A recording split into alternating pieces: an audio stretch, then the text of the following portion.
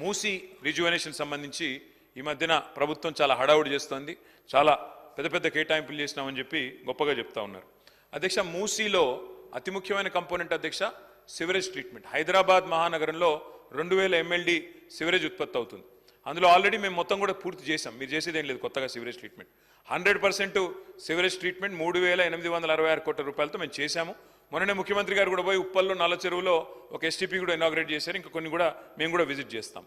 100% STP పూర్తయిన తర్వాత మూసీలో 16,000 కోట్ల రూపాయలతో ఆనాడు మా ప్రభుత్వం ఉన్నప్పుడు మొత్తం డిజైన్స్ కూడా తయారు చేసి ఫైనల్ చేసి ఆఖరికి గ్లోబల్ డిజైన్ కాంపిటీషన్ కూడా ఇన్వైట్ చేసినాం సార్.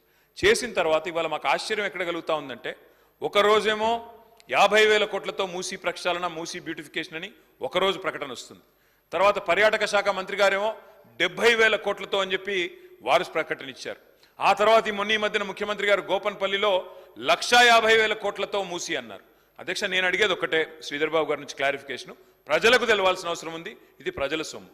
16,000 కోట్లతో including express way, east to west express way 55 కిలోమీటర్లు ప్లస్ బ్యూటిఫికేషన్ మేము ప్రారంభించాం ఆల్రెడీ. మీకు తెలవపోవచ్చు, నాగోల్లో మీరు పోతే మీరు చూడవచ్చు. వారిని కోరేదేమంటే, ఇది రాష్ట్ర ప్రజల సంపద.